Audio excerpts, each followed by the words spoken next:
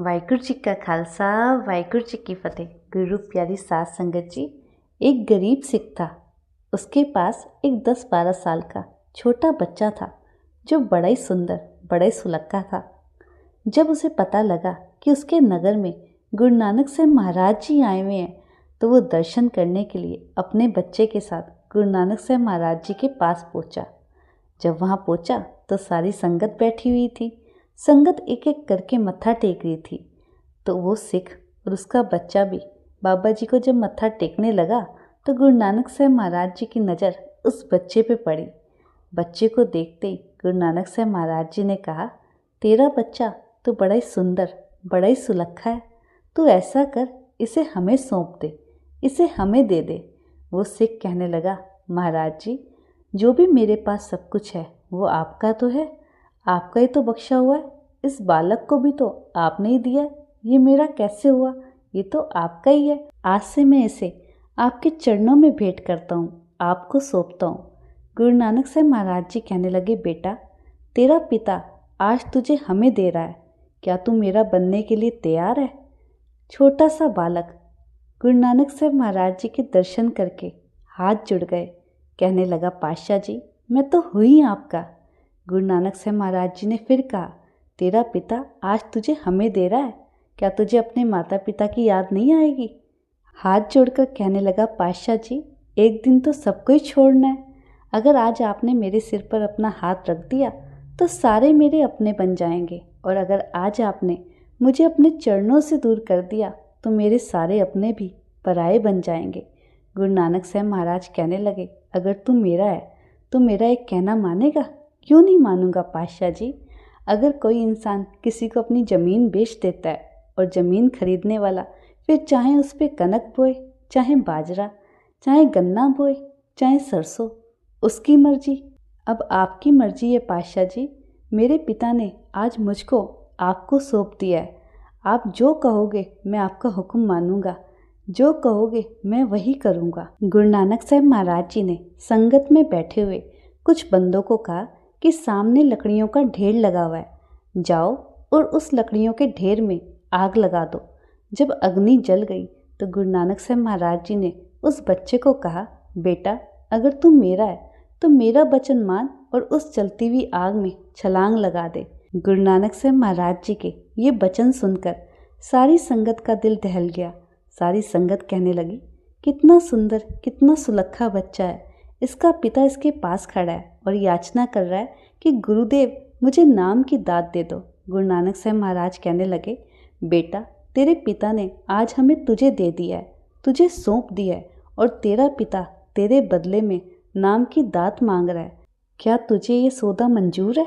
बच्चा हाथ जोड़कर बोला, पातशाह जी, ये जो तन है इसका तो पल भर का भरोसा नहीं, ये तो क्षण भंगुर है। इसके ऊपर तो उस परमात्मा ने मांस चढ़ा रखा है तो ये कंकाल ही ना। अगर इस कंकाल के बदले में नाम की दात मिल जाएगी तो और क्या ही चाहिए। गुरु नानक साहब महाराज जी ने कहा, ठीक है, फिर जाओ, सामने अग्नि चल रही है, उसमें छलांग लगा दो। पिता देख रहा है, ना उसकी आंखों में कोई आंसू, ना दुख, ना कोई पश्चाताप। बच्चे ने माथा टेका और उस जलती हुई अग्नि की तरफ ऐसे भागा जैसे कोई बच्चा फूलों की सेज पर सोने के लिए जाता है। सारी साध संगत देख रही है और सोच रही है मन ही मन, गुरु नानक साहब महाराज जी अभी इसे वापस बुला लेंगे। जब उस बच्चे ने जलती हुई अग्नि में छलांग लगाई तो गुरु नानक साहब महाराज जी ने अग्नि देवता को कह दिया, देखना, इस बच्चे को सेक तक नहीं लगना चाहिए। जैसे भगत प्रहलाद 7 दिन तक अपनी भुआ होलिका की गोद में बैठा और चारों तरफ अग्नि जल रही थी लेकिन सेक तक नहीं लगा, ऐसे उस बालक को अग्नि का कोई सेक नहीं लगा। गुरु नानक साहब महाराज जी ने सुरक्षा कवच जो लगा दिया था, ताती वाओ न लग गई, पार ब्रह्म शरण आई, जो गिरद हमारे राम का दुख लगे न पाई। गुरु प्यारी साध संगत जी, संगत सारी बैठी हुई थी, सबके आंखों में आंसू। छोटा सा बच्चा अभी अपने पिता के साथ आया था, अभी हमारे सामने आके उसने माथा टेका। ये कैसा वचन कर दिया गुरु नानक साहब महाराज जी ने उस छोटे से बच्चे के लिए। अब तक तो बच्चा जल के राख हो गया होगा। कीर्तन हो रहा है, उस बच्चे के पिता की आंखें अभी भी बंद है, हाथ जोड़कर खड़ा है और क्या प्रार्थना कर रहा है? सच्चे पातशाह जी, नाम की दात दे दो, नाम की दात दे दो। जब गुरु नानक साहब महाराज जी ने देखा कि ये नाम की दात का अधिकारी है, साध संगत जी, नाम की दात भी तो अधिकारी को मिलती है, अनाधिकारी को थोड़ी मिलती है। गुरु रूप प्यारी साध संगत जी, जब तक पिता देख ना लेना कि मेरा बच्चा लायक बन गया, तब तक उसे दुकान की चाबियां नहीं देता, अपने गल्ले की चाबियां नहीं देता। हाँ, उसे खर्चा देता है महीने बाद, लेकिन गल्ले की चाबी नहीं देता, क्योंकि पता है अगर उसे गल्ले की चाबी दे दी तो वो सब कुछ बर्बाद ना कर दे। नालायक है ना। जब वो देखता है कि लायक बन गया है, तभी उसे दुकान की चाबियां सौंपता है। गुरु नानक साहब महाराज जी ने जब देखा नाम का अधिकारी है इसका पिता, ना आंखों में कोई आंसू, ना दुख, ना पश्चाताप, तब गुरु नानक साहब महाराज जी ने आवाज़ लगाई, बेटा इम्तिहान हो गया है, अग्नि से बाहर आ जाओ, आजा बेटा बाहर।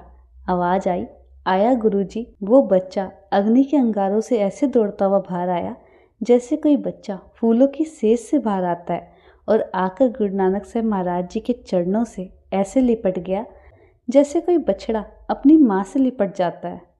गुरु नानक साहब महाराज जी ने उस बच्चे के सिर पर अपना मेर भरा हाथ रखा और कहा, जब श्री वाहिगुरु, रोम रोम से वाहिगुरु वाहिगुरु की आवाज़ आने लगी।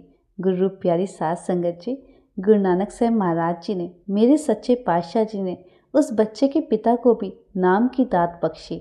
आज आप भी गुरु नानक साहब महाराज जी के चरणों में अरदास करो, वाहिगुरु जी नाम तन दे, नाम तन दे, सतगुरु सिੱਖ को नाम तन दे।